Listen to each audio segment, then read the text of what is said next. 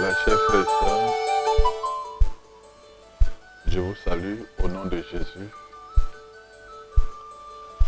Aujourd'hui, nous sommes le 10 mai 2020 et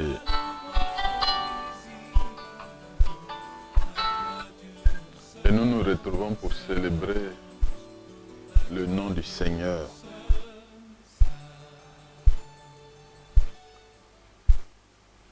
Nous voulons nous retrouver dans la maison du Seigneur pour l'adorer ensemble. Nous pensons à ce qui s'est passé au temps de l'Église primitive, où les frères et sœurs se retrouvaient et persévéraient dans l'enseignement des Écritures, l'enseignement des apôtres, inspiré bien entendu par le Saint-Esprit, utilisé par le Saint-Esprit, où les frères et sœurs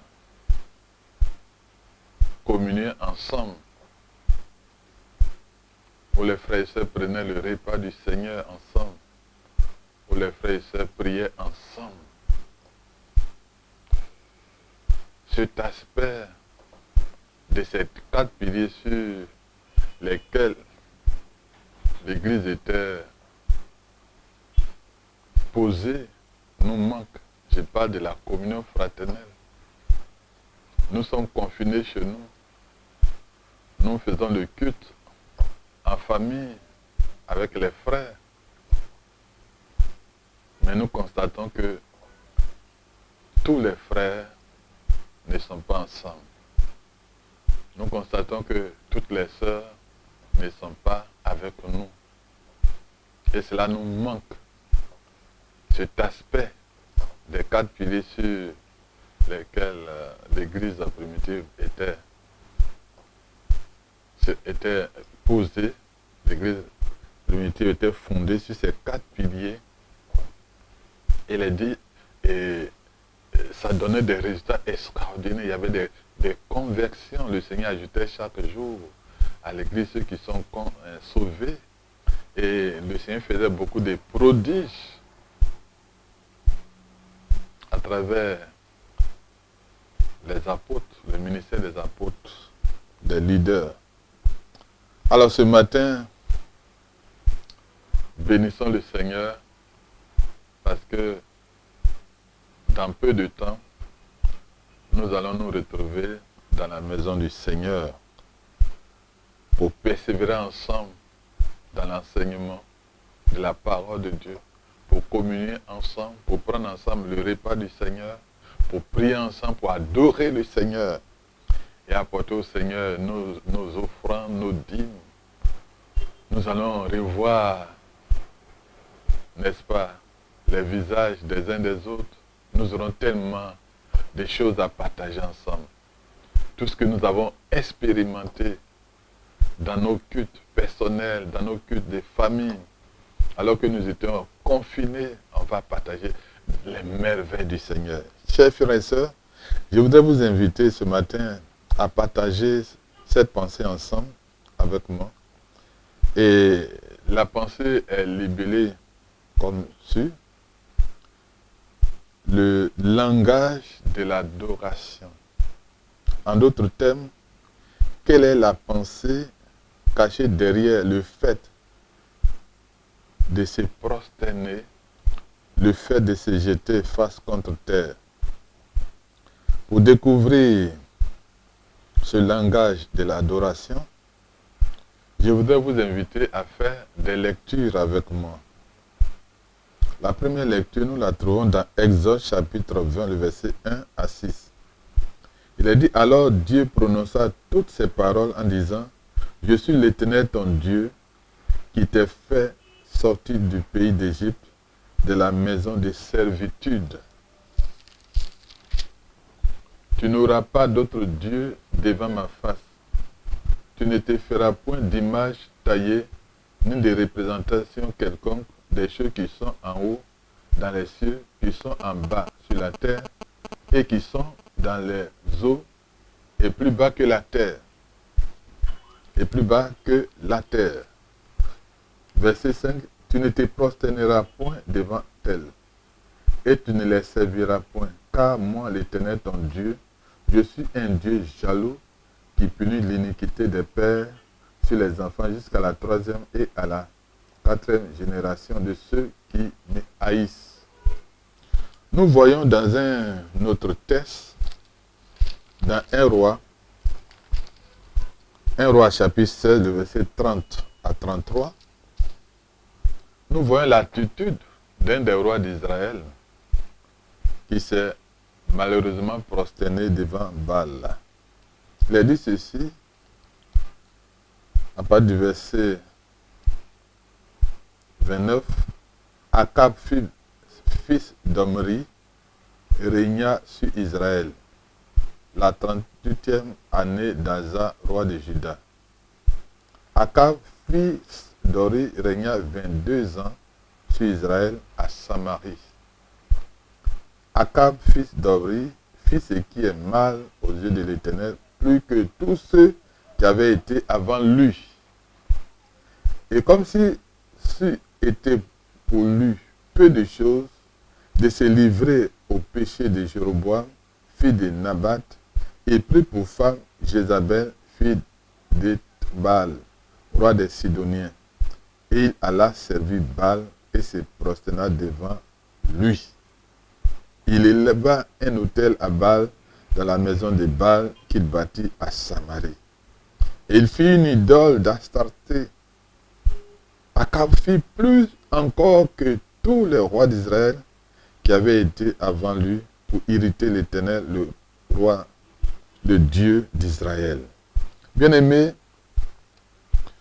le dernier texte que nous allons lire, nous le trouvons dans l'Évangile selon Luc, le chapitre 5,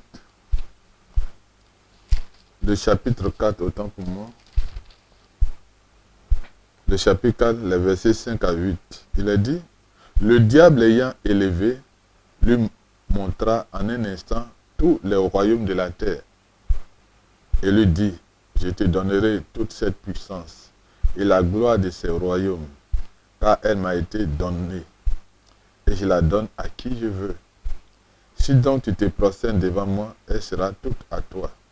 Jésus lui répondit, il est écrit, tu adoreras le Seigneur ton Dieu, et tu le serviras lui seul.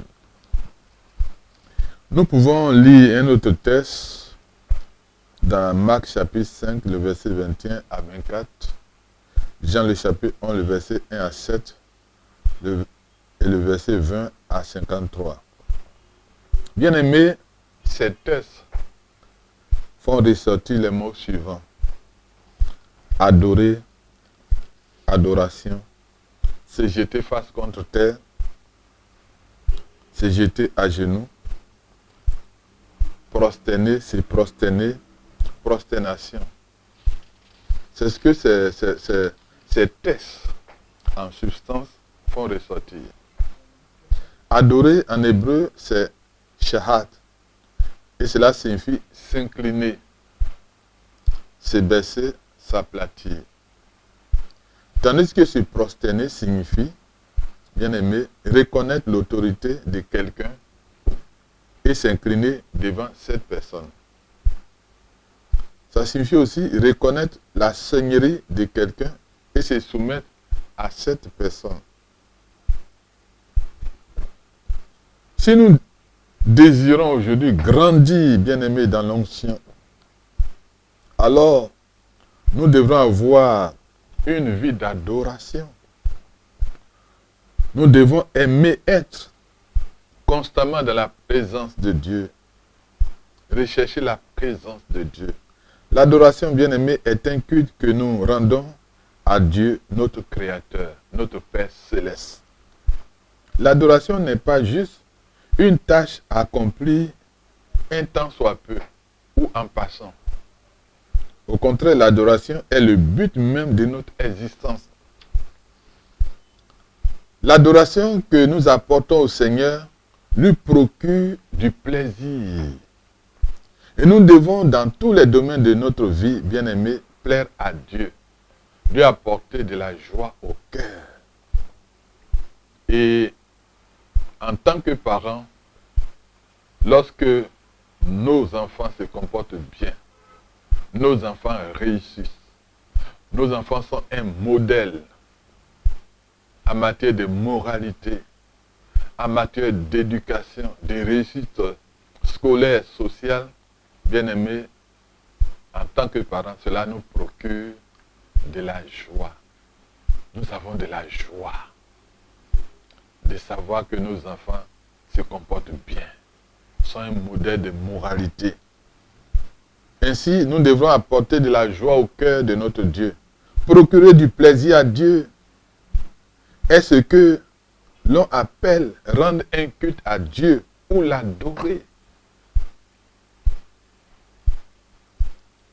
Bien-aimé, notre but principal dans la vie est de plaire à Dieu. Dieu a tout. Dieu est suffisant. Il nous aime.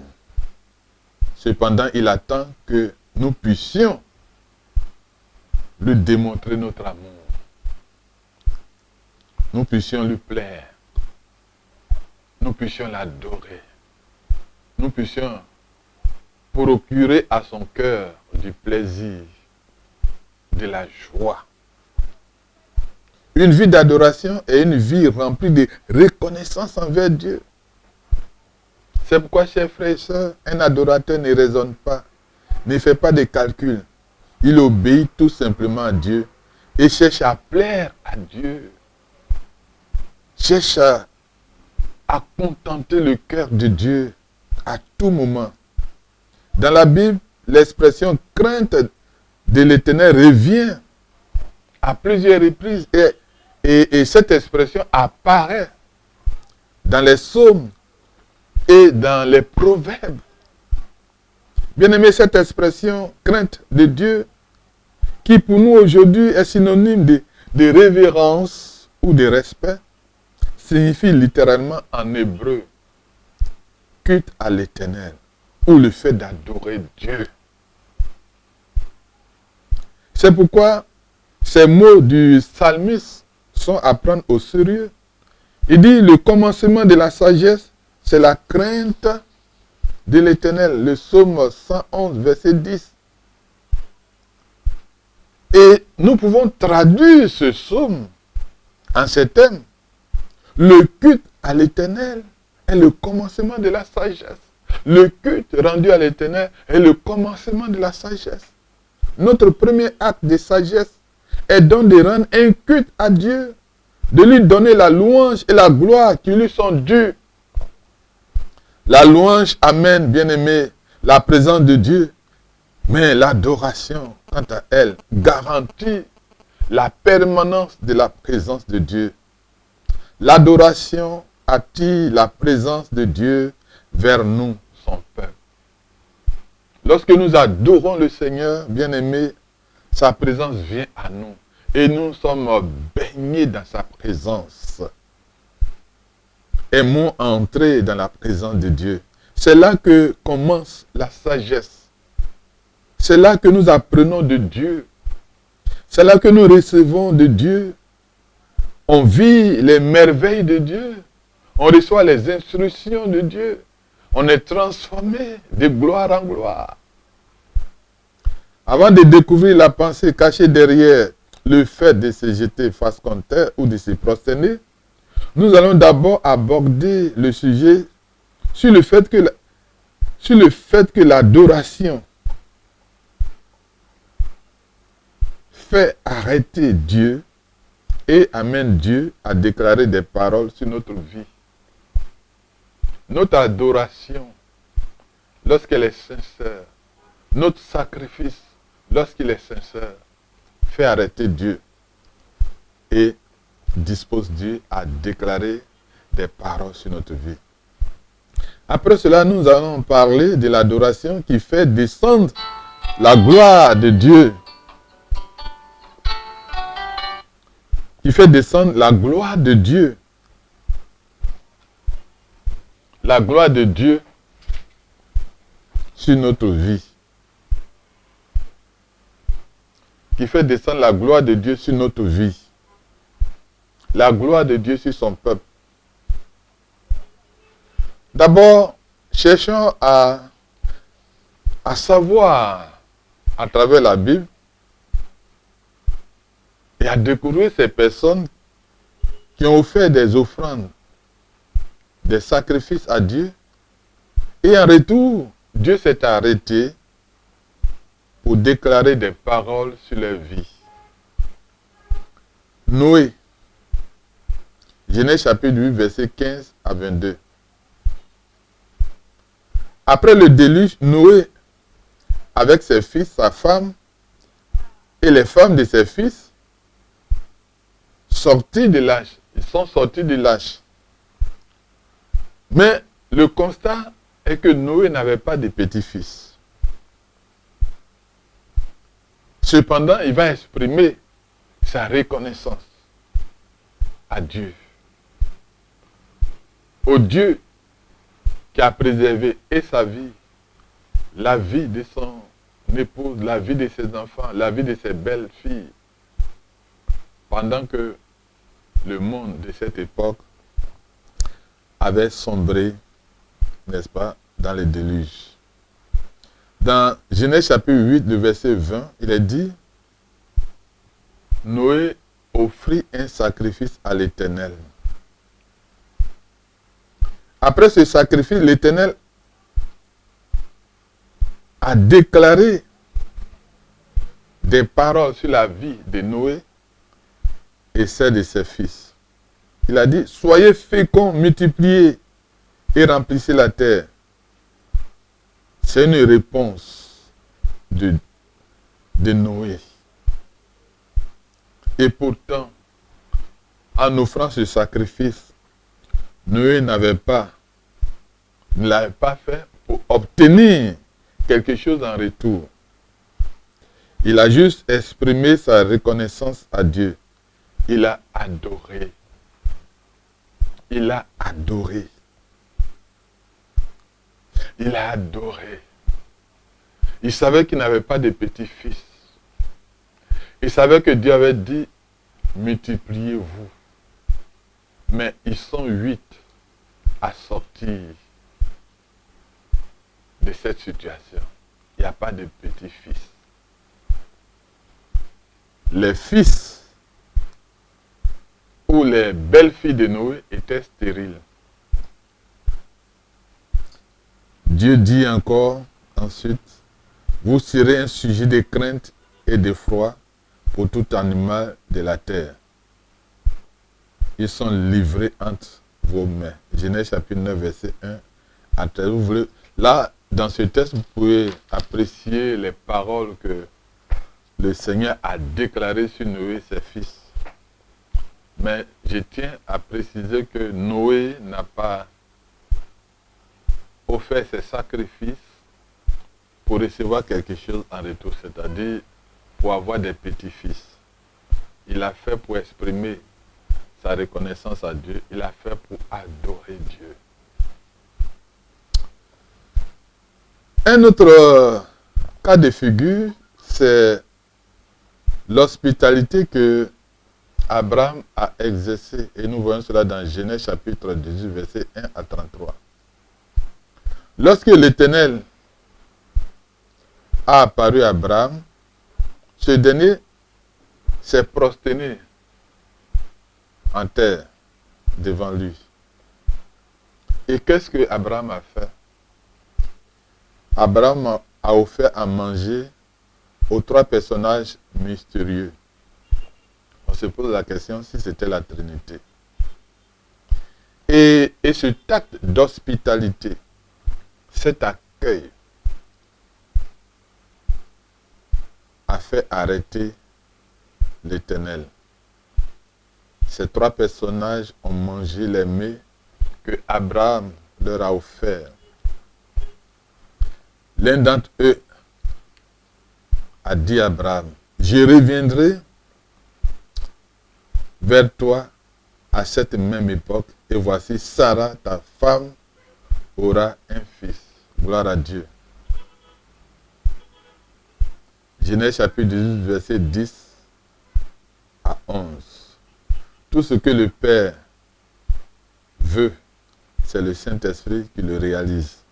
Je voudrais préciser ici encore que Abraham ne l'a pas fait dans l'intention d'obtenir quelque chose, mais l'a fait pour exprimer sa reconnaissance. Déjà dans le chapitre 15, alors qu'il était inquiet, l'Éternel l'a rassuré. Il lui a dit de lever les yeux pour voir dans le ciel. Il a dit, telle sera ta descendance. Il lui a dit de regarder le sable qui est au bord de la mer. Il a dit, telle sera ta descendance. Il exprime ici sa reconnaissance. Il apporte de la joie au cœur de Dieu. Bien-aimé, alors l'Éternel dit par la suite à Abraham, cacherai-je à Abraham ce que je vais faire.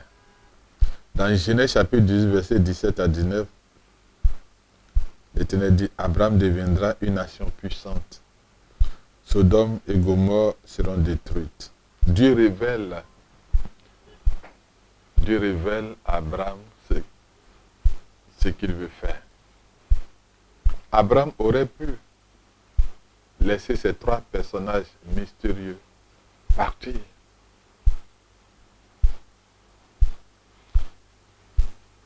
Mais son hospitalité les a arrêtés.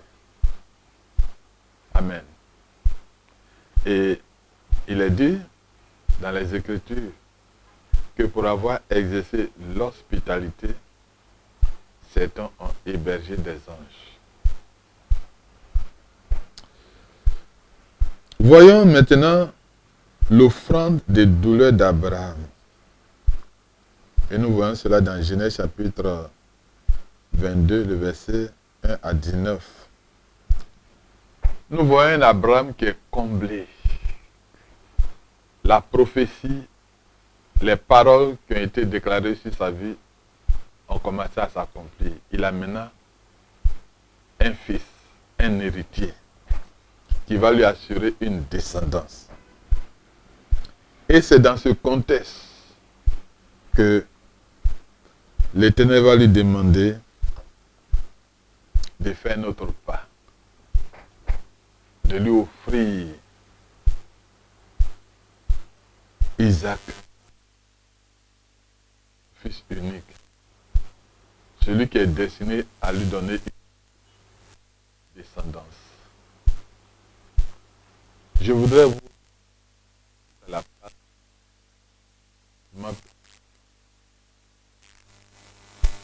Mettez-vous à la place d'Abraham. Qu'allez-vous faire?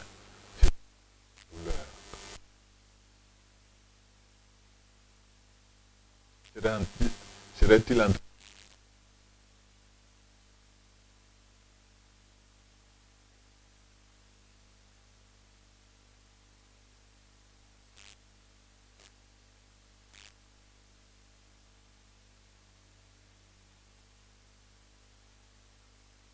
Il est allé offrir Isaac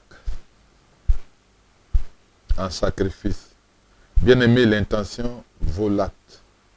Au moment où il était sur le point d'égorger son fils, Dieu lui donne un substitut, un bélier. Gloire à Dieu. Dieu lui donne un substitut, un bélier. Il a dit à Israël, vous n'adorerez pas un autre Dieu. Les dieux qui étaient autour de la nation d'Israël, du peuple d'Israël, offraient à leur Dieu en sacrifice leurs fils, leurs filles. Mais l'Éternel n'est pas comparé à ce Dieu.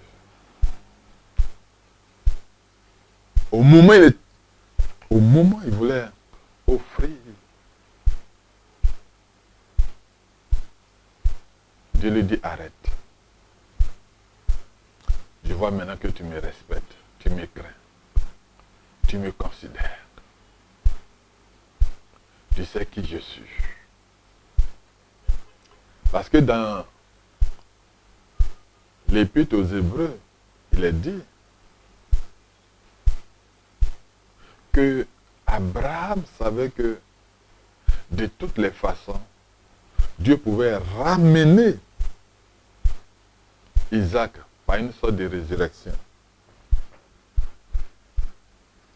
L'Éternel a déclaré des paroles sur sa vie, sur la vie d'Abraham.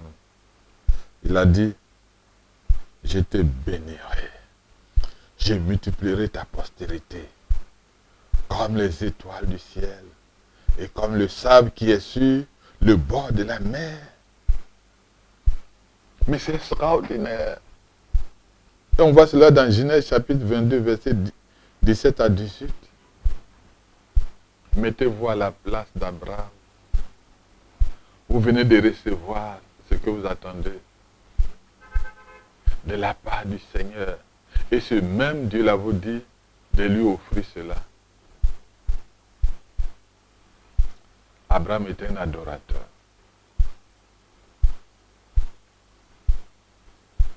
Mais si vous n'êtes pas un adorateur, vous allez commencer à raisonner. Vous allez commencer à faire des calculs. Vous allez refuser à Dieu ce qu'il vous demande. Mais je voudrais vous encourager. Si c'est Dieu qui a réellement parlé à votre cœur, obéissez à Dieu. Et vous allez le faire parce que vous êtes un adorateur. Nous avons aussi l'offrande de Salomon qui a surpassé toute autre offrande offerte à Dieu à Gabaon. On voit cela dans 1 Roi chapitre 3 verset 1 à 15. Salomon aimait l'Éternel et suivait les coutumes de David son père. David était un adorateur. N'a-t-il pas dit lui-même, je n'offrirai pas à l'Éternel mon Dieu ce qui ne me coûte, ce qui n'a pas de valeur à mes yeux. Salomon en savait quelque chose.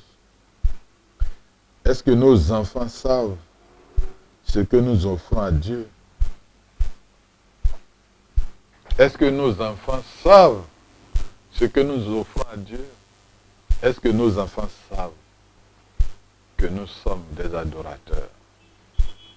Est-ce que nos enfants sont informés des sacrifices que nous consentons, que nous portons au Seigneur? Est-ce que nous partageons cela avec eux? Il est dit, Salomon suivait les coutumes de son père, David.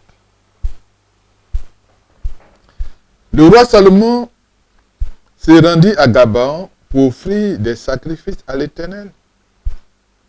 Mais il ne va pas faire comme les autres.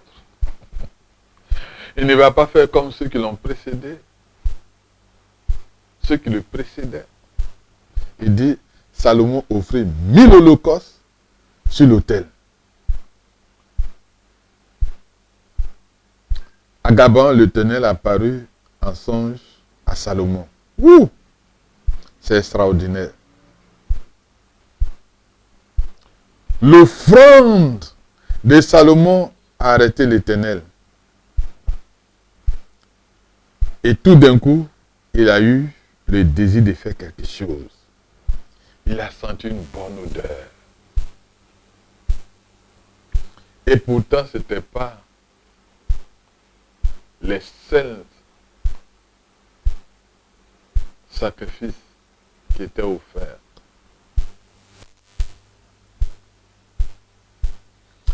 Dieu dit alors à Salomon, demande ce que tu veux que je te donne.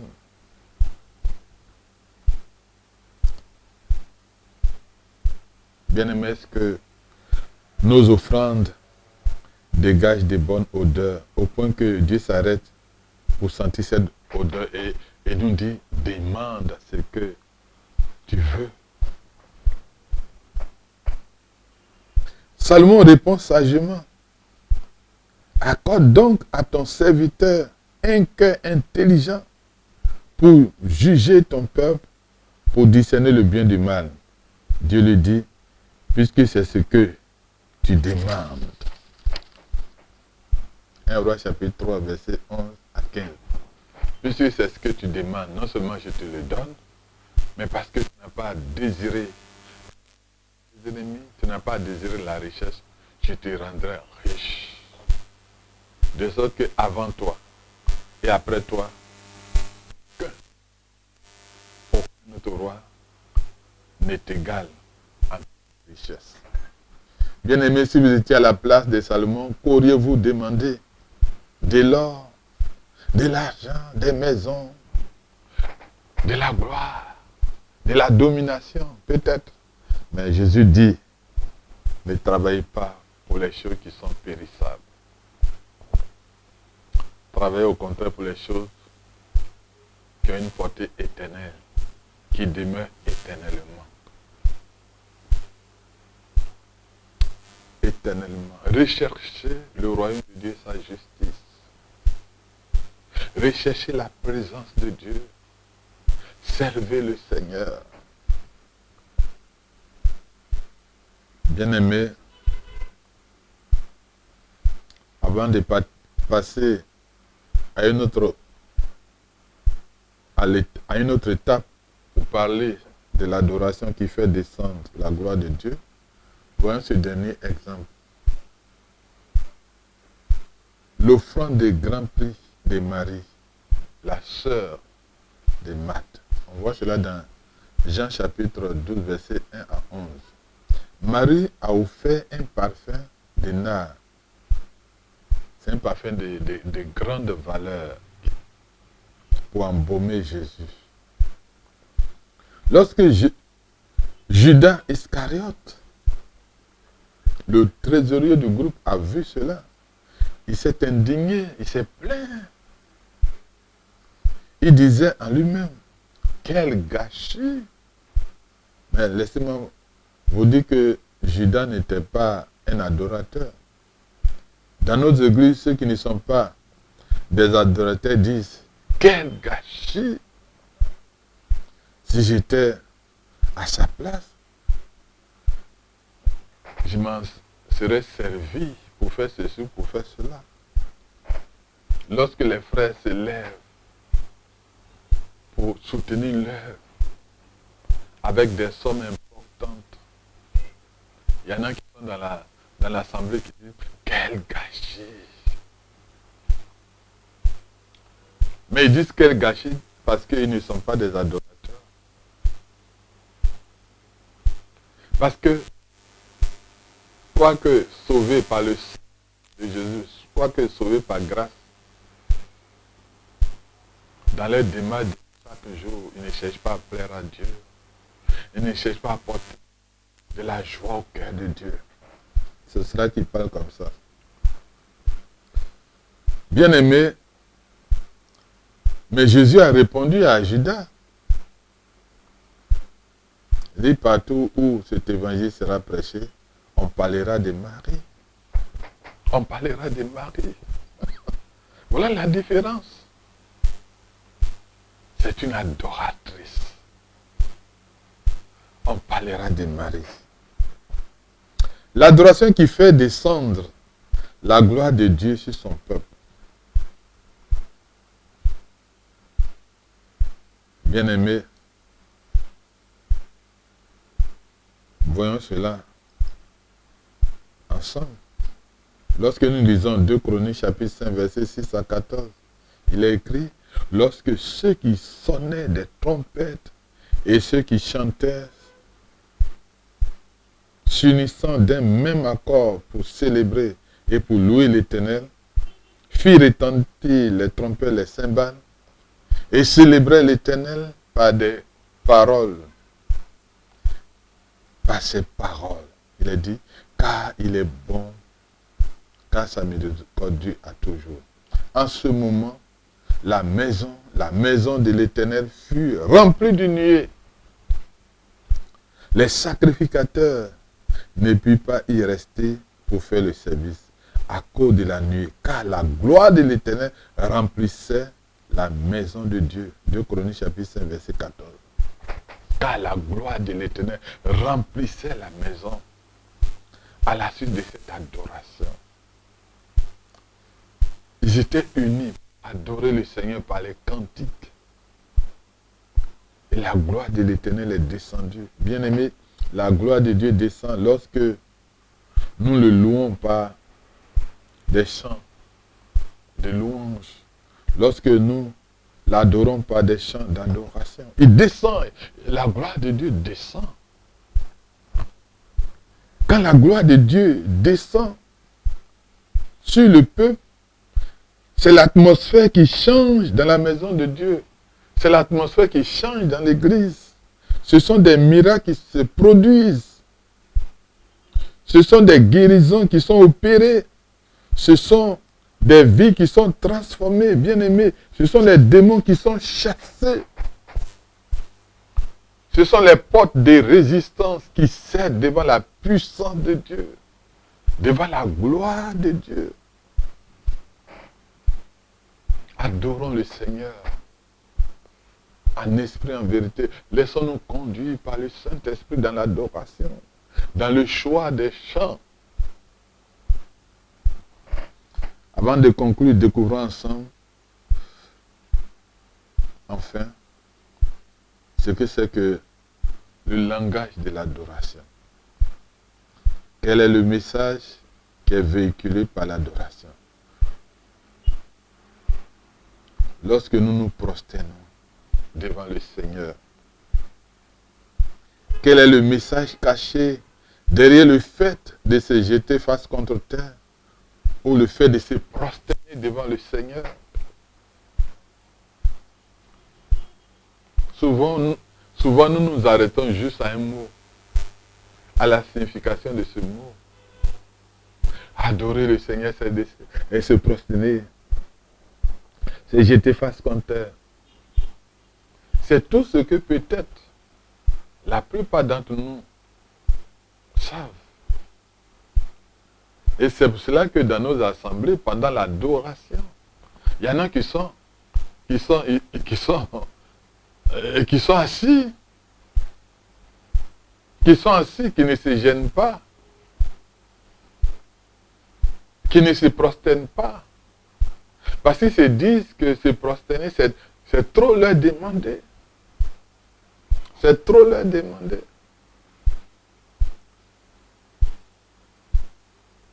Mais qu'est-ce que ça signifie? Quel est le sens de cet acte?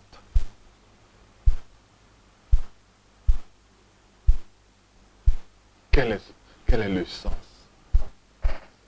Qu'est-ce que ce geste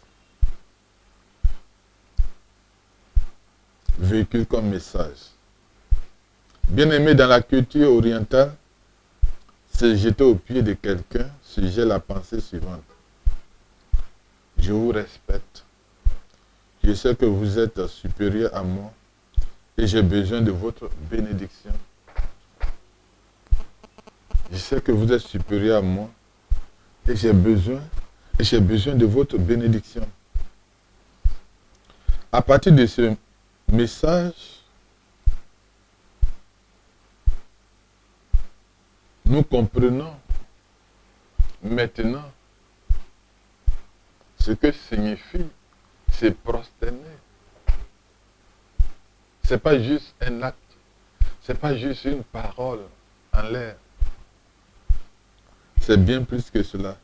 Nous arrivons à mieux comprendre les différentes injonctions que l'Éternel a faites à son peuple, les différentes recommandations qu'il a faites à son peuple, en leur disant de ne pas se prosterner devant un autre Dieu, de ne pas adorer un autre Dieu. En Exode, le chapitre 20, le verset 3 à 5, nous lisons ce qui suit. Tu n'auras pas d'autre Dieu devant ma face. Tu ne te feras point d'image taillée, ni de représentation quelconque des choses qui sont en haut, dans les cieux, qui sont en bas sur la terre et qui sont dans les eaux plus bas que la terre. L'Éternel dit à son peuple, tu ne te prosterneras point devant elle. Exode chapitre 20, verset 5. Tu ne te prosterneras point devant elle. Qu'est-ce que ça veut dire? En d'autres termes, le peuple de Dieu ne devrait pas dire devant ses idoles, devant une idole, un autre Dieu, ce qui suit. Je ne suis rien devant toi, je te respecte. Je reconnais que tu es supérieur à moi. Je reconnais que tu peux tout. J'ai besoin de ton aide, de tes bénédictions. J'ai besoin de ta protection. C'est ce que ça veut dire, bien-aimé. Ce n'est pas juste un geste, mais c'est tout un message que le fait de se prosterner véhicule. L'Éternel dit, tu ne les serviras point. En d'autres termes, tu ne les adoreras pas. Tu ne dirais pas à ces idoles, je reconnais que je suis rien devant toi. Je reconnais que tu peux tout. Je te respecte. J'ai besoin de tes bénédictions. Et vous allez voir dans nos villages, lorsque nos parents adorent ces idoles, après ces différents cultes, les démons accompagnent nos parents dans les différentes familles, dans tout ce qu'ils font. Et il y a des blocages dans les familles. Il y a la maladie dans la famille. Il y a l'infertilité dans la famille. Il y a le célibat dans la famille. Il y a tellement de choses. Quand vous adorez un autre Dieu que le Dieu qui a créé les cieux et la terre, c'est ce que ça fait. Vous prosternez devant ces dieux. Vous êtes en train de dire, je ne suis rien devant ta face. Je te respecte. Je reconnais que tu es au-dessus de tout. Je reconnais que tu es supérieur à moi. J'ai besoin de ton aide. J'ai besoin de tes bénédictions. Dites-moi, est-ce qu'un démon peut vous aider? Regardez un peu la vie de ceux qui adorent les idoles. Mais ces démons les accompagnent. Puisqu'ils disent aux démons, j'ai besoin de tes bénédictions. Donc les démons les accompagnent.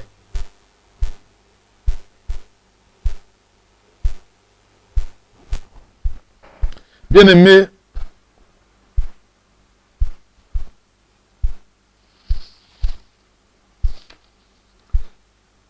malheureusement dans l'histoire d'Israël,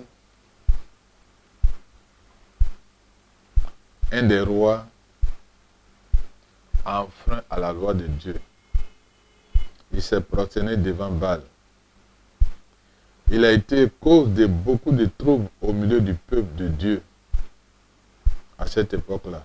Au lieu de l'Éternel, ce sont les démons qui l'assistaient. 1 Roi chapitre 16, verset 30 à 33. Le roi Akab alla servir Baal et se prosterner devant lui. Akab fit plus encore que tous les rois d'Israël qui avaient été avant lui pour irriter l'Éternel, le Dieu d'Israël. En se prosternant devant Baal, le roi Akab dit, oh, ce qui est caché dans son cœur. Il dit, oh, ce qui est caché dans son cœur. Il confesse à Baal. Je ne suis rien devant toi, Baal. Je reconnais que tu es au-dessus de moi. Tu es supérieur à moi. Tu peux tout. J'ai besoin de ton aide. J'ai besoin de tes bénédictions pour exercer la royauté. Mais en faisant cela, bien-aimé, il venait de manquer à Dieu. Le péché, c'est le fait de manquer à Dieu. Et celui qui manque à Dieu, c'est perd lui-même et perd sa destinée. Nous voyons comment la vie de cet homme comment son règne a été jonché de beaucoup de malédictions. On voit comment sa vie a été. Bien-aimé, en agissant ainsi, Akab n'a fait qu'irriter l'Éternel. Il a oublié que l'Éternel est un Dieu jaloux. Dieu ne veut pas nous partager avec un autre Dieu, avec des démons. Il nous aime. Il ne veut pas que nous nous perdions avec eux. Dieu ne partage pas sa gloire avec une autre créature. Baal n'est pas Dieu. Il est incapable de dire l'avenir. Il est incapable de parler afin que la chose arrive. Il ne peut créer à partir de rien. Baal n'est pas Dieu. Jésus, bien-aimé, cite cette parole en Luc chapitre 4, verset 5 à 8. Il dit, tu ne te prosterneras point devant elle. Exode chapitre 20, verset 5. Jésus va citer cela. Qu'est-ce qui s'est passé? Le diable a élevé Jésus en un instant pour lui montrer tous les royaumes de la terre. Et il lui a dit, je te donnerai toute cette puissance et la gloire de ces royaumes, car elle m'a été donnée et je la donne à qui je veux. À qui je veux. Qui a donné ces royaumes et ces puissances? À Satan. Ce n'est pas Dieu. C'est la désobéissance d'Adam et Ève.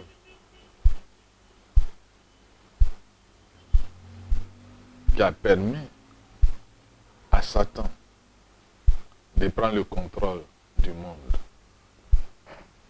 Le diable lui dit, elle sera tout à toi si tu te prosternes devant moi.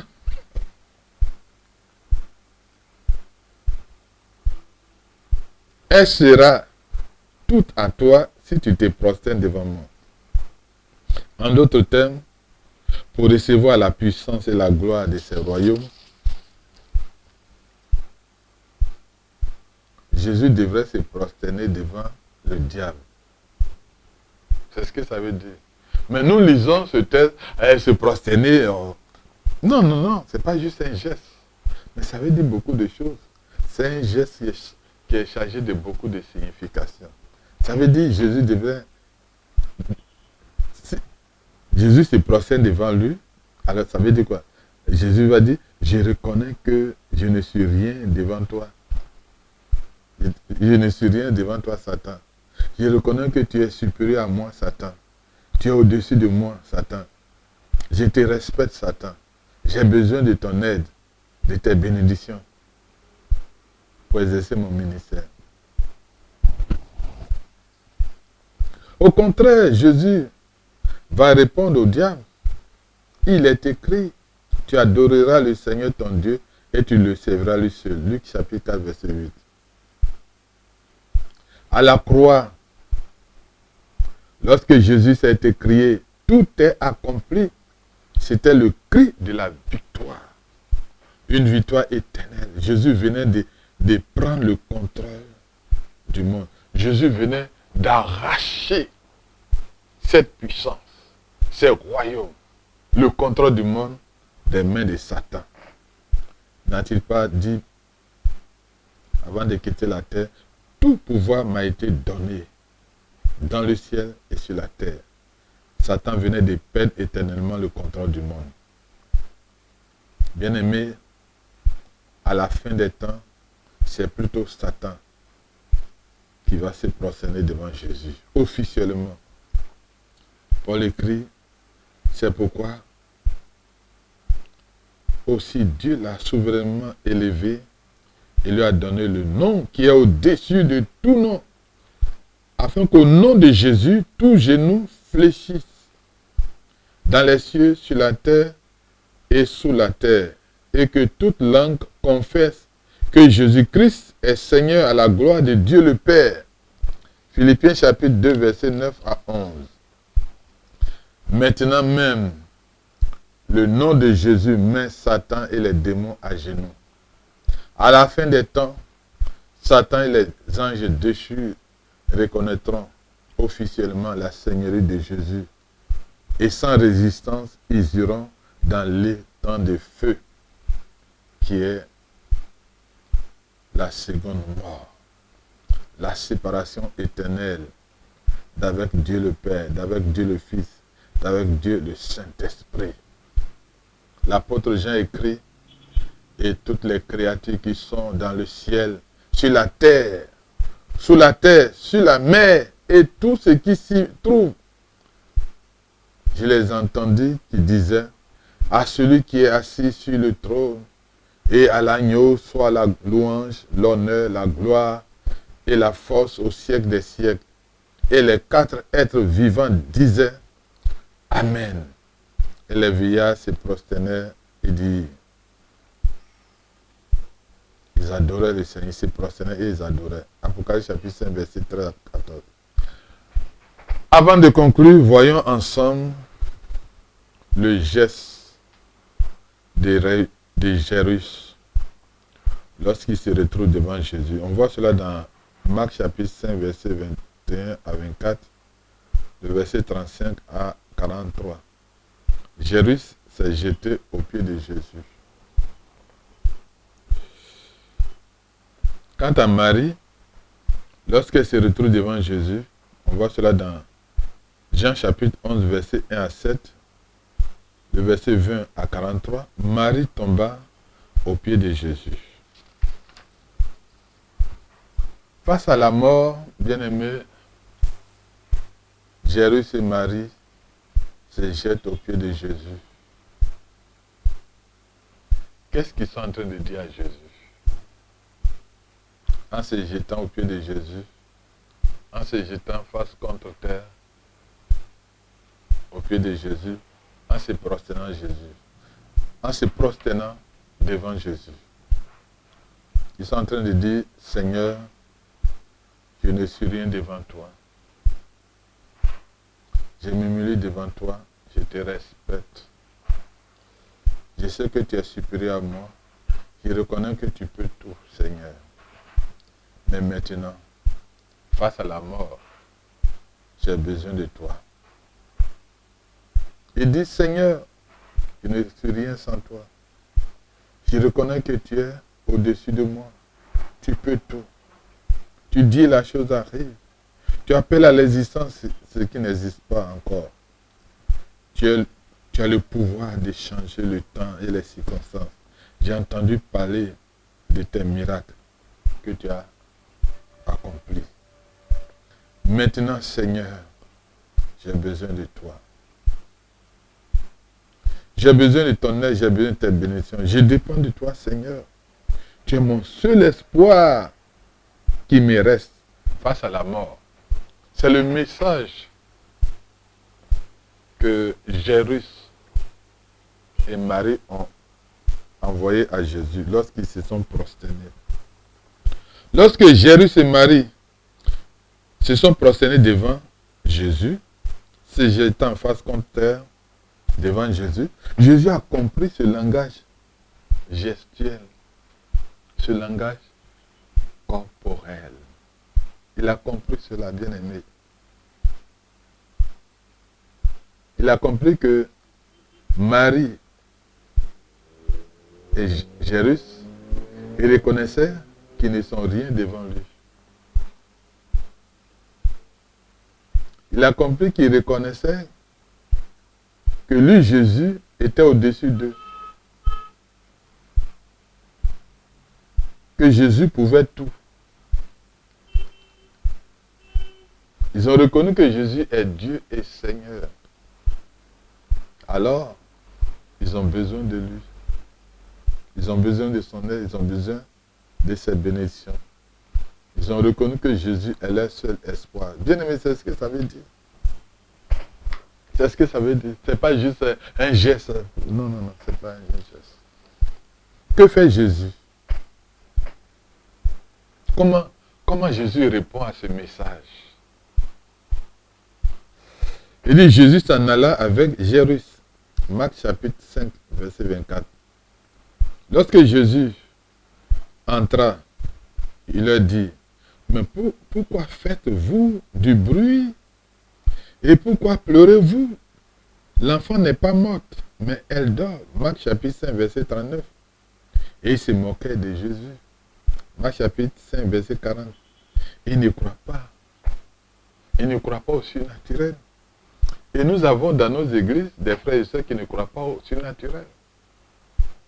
À la manifestation de la puissance de Dieu.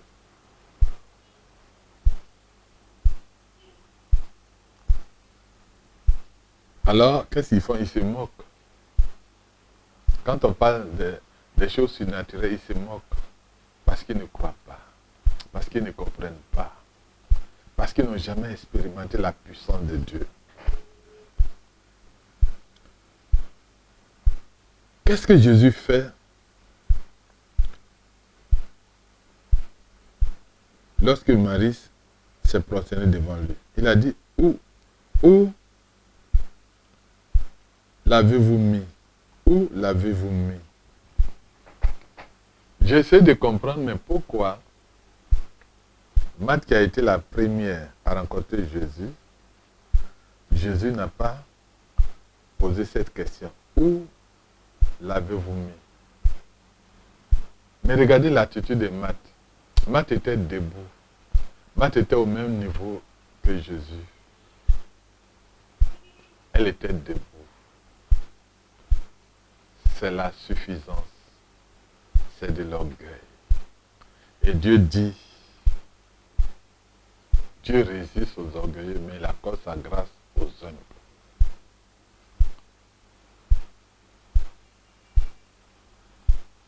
Elle est debout.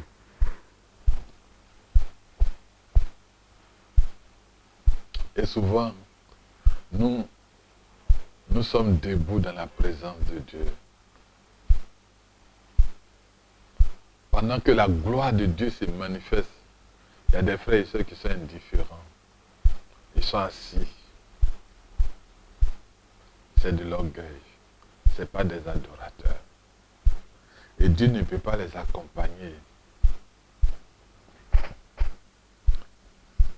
Il dit, Jésus dit, ôtez la pierre. Marthe répond, ils sont déjà. Une manière de dire à Jésus, tu as guéri les malades, tu as accompli des miracles, mais face à la mort, tu ne peux rien. Ils sont déjà. Jésus lui dit, ne t'ai-je pas dit, si tu crois, tu verras la gloire, la manifestation de la puissance de Dieu, maintenant, à l'heure où je te parle. Ce n'est pas une adoratrice. Ils sont déjà. Il n'y a plus d'espoir. Mais Jésus a compris le langage gestuel de Jairus. Il a compris aussi le langage gestuel de Marie. Jésus a ressuscité la fille de Jairus. Jésus a ressuscité Lazare. Alors qu'il sentait déjà, Lazare a été restauré. Il n'avait pas les marques de la mort sur lui. Il avait retrouvé parfaitement ses facultés mentales. Son corps était parfait. Il est dit, lorsque Naaman s'est jeté 7 fois dans le Jourdain, il est ressorti avec un corps parfait, comme celui d'un bébé, sans tache. Il n'y avait pas les traces de la lèpre. Tout ce que Dieu fait est parfait. Dieu est le Créateur. Il restaure. L'adoration garantit la permanence de la présence de Dieu. Dieu suit l'adorateur. Jésus a suivi Jairus. Jésus a suivi Marthe.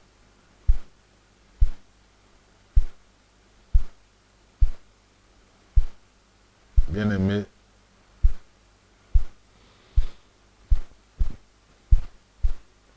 lorsque nous apportons des offrandes à Dieu, Dieu s'arrête et déclare des paroles sur nos vies. Tandis que lorsque nous apportons nos dîmes au Seigneur, Dieu ne dit rien. Dieu ne dit rien.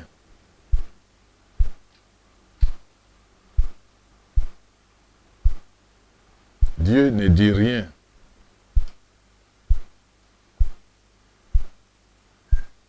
Il faut que vous le sachiez.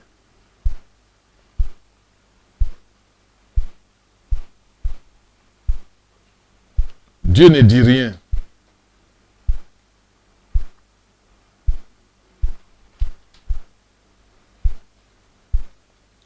Lorsque nous apportons nos dîmes au Seigneur, Dieu ne dit rien sur nos vies.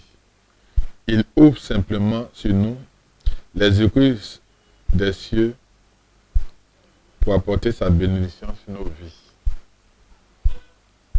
Lorsque nous obéissons à la voix de Dieu, à sa parole, il ouvre son bon trésor, le ciel, chez nous, pour nous bénir, pour apporter la pluie dans nos vies, sur nos vies, pour bénir l'œuvre de nos mains. Lorsque nous nous mettons à louer et à adorer le Seigneur par des cantiques, l'atmosphère change.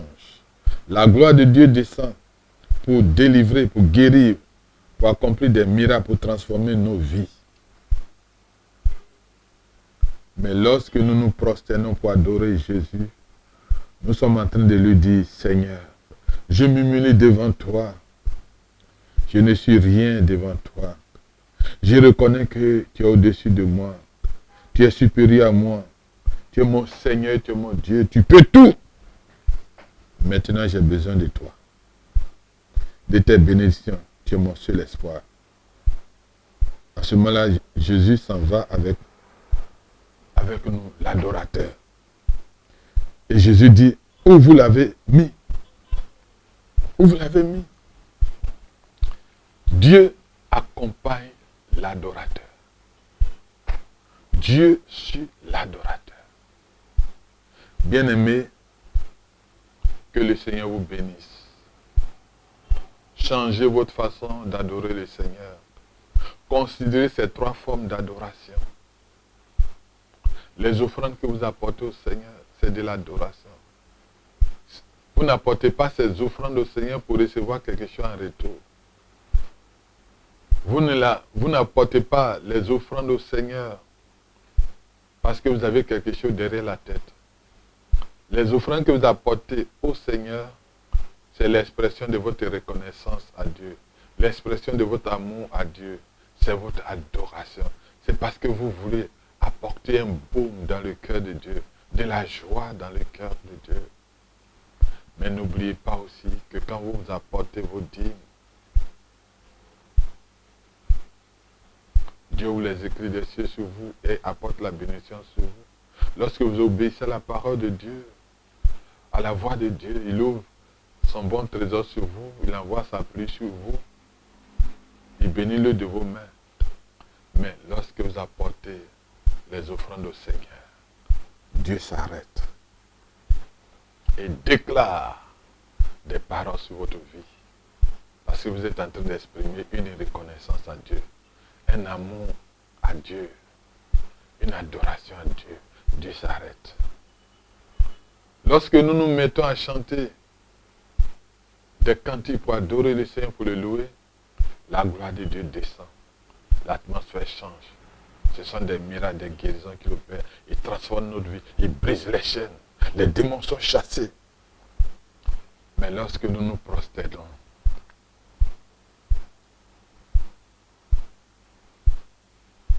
bien-aimés, c'est un message. Et Jésus comprend ce message gestuel. Lorsque nous nous prosternons devant le Seigneur, nous sommes en train de dire au Seigneur, je ne suis rien devant toi. Je ne suis rien sans toi. Je reconnais que tu peux tout. Je te respecte. Tu dis la chose arrive. Tu appelles à l'existence ce qui n'existe pas.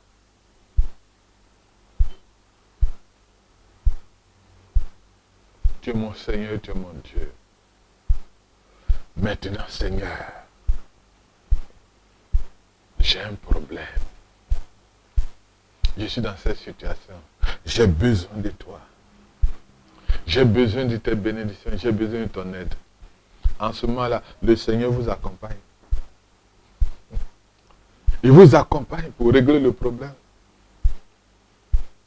Il vous accompagne avec sa présence. Jésus comprend ce langage gestuel. Ce n'est pas juste se jeter. Non, non, non, non, non, non, non, pas du tout.